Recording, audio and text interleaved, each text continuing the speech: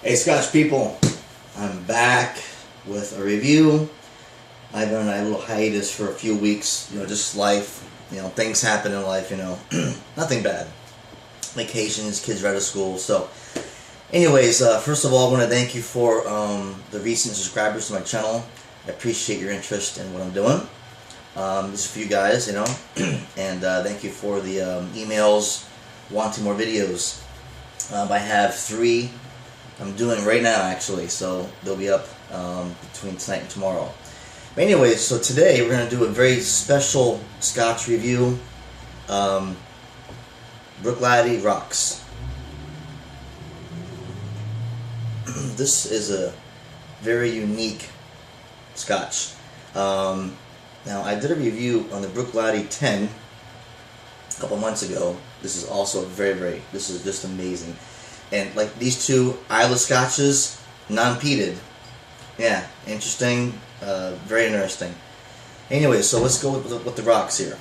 This is bottled at 46% alcohol.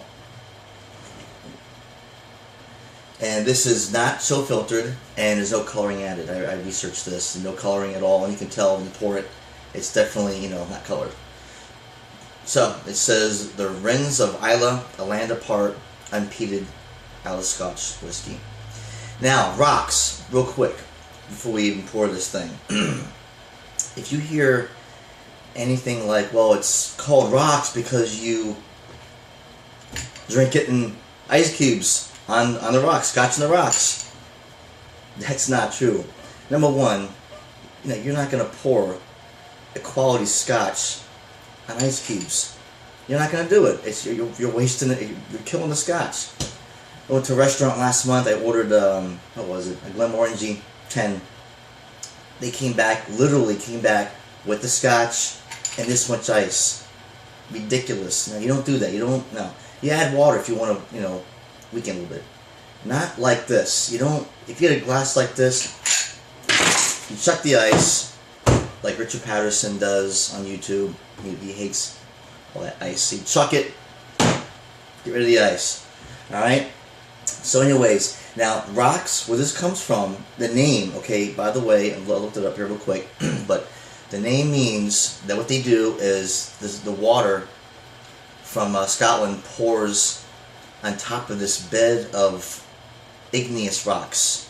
Well, it's called gneiss rocks. And pronounce it. So the water, they distill this whiskey from the water that goes on top of the rocks. Now, it says here that 1.8 billion years old, gneiss rock. And that's the name of it. 1.8 billion years. Who knows really how old?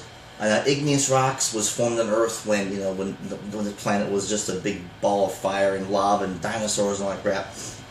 So it's at least 6,000 or 7,000 years old as far as these rocks, but it could go back into millions of years. Who knows how long this planet's been here without civilization, mankind on it, but it's old. Okay, so it goes back.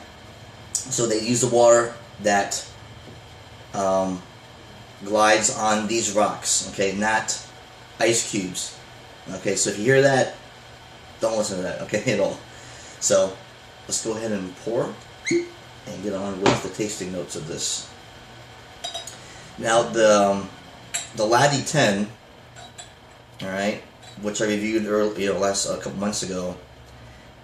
These 2 are they're definitely different. There's they're both Islay Scotch with no peat, but there's definitely differences. Laddie 10 has a lot of cream, like just cream soda, just that McDonald's milkshake cream. Very good. It's awesome. This here, all right, let's go ahead and nose this. Now, on the nose with this, I have my tasting notes over here, because I forget. I taste Scotch, I write stuff down. Now, on the nose, you get, that medicinal salt, and you get a little, not really smoke, a little smoke. But again, remember, even though it's no peat, a lot of the casks that they have used for non-peated come from peated casks.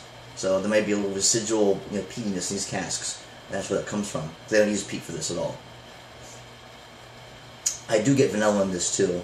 I get a lot of medicinal, briny, and I get a little tannin in this too, like the grape seeds, you know, and those red grapes, you know, get that in there. And it's a very interesting, alluring nose on this. All right, let's go ahead and taste it.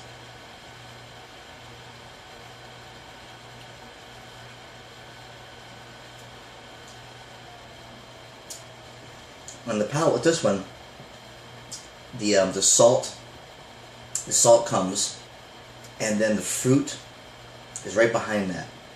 I mean, I just, you know, I get a lot of mixed fruits in this. I get a lot of just, I get some lemon, I get some lime zest, you know, the skin off the lime, I get that in here. Some caramel. Yeah, caramel actually comes out really strong in this scotch. And I've read other notes on this. Caramel big time in this. Very, very good. And they get that you know, whole atmosphere, this, you know, the saltwater, sea breeze. It's an Islay Scotch, so you're gonna get that in here. And behind that, I get nuts. I get macadamia nuts. I get almonds in this.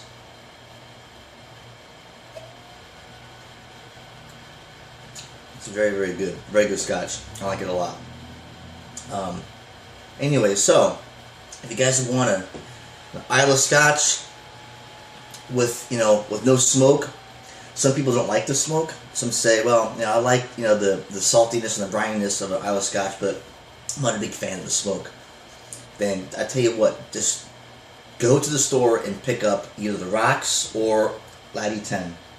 Now, I would say probably, you know, the closest Scotch I can compare this to as an Islay Scotch is, second, right there. Now, I'm going to have to go with Bruichladdie.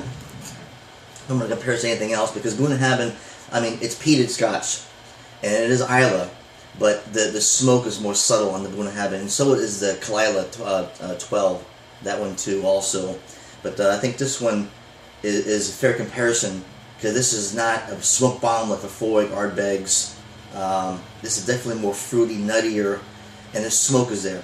This is well balanced, which I'm reviewing this too in a couple of weeks. Actually, tomorrow this will be up, so watch this video for tomorrow. So, anyways, I hope you enjoyed the review. I'm going to sit here. I'm going to just, you know, enjoy this fine, amazing dram tonight. And thanks for the comments. I appreciate it. Subscribe to my channel. I've got 2 more videos right now on the computer. I'm going to post by tomorrow. And thanks again. Enjoy. Keep on drinking scotch, and recommend this one. Till next time. See you.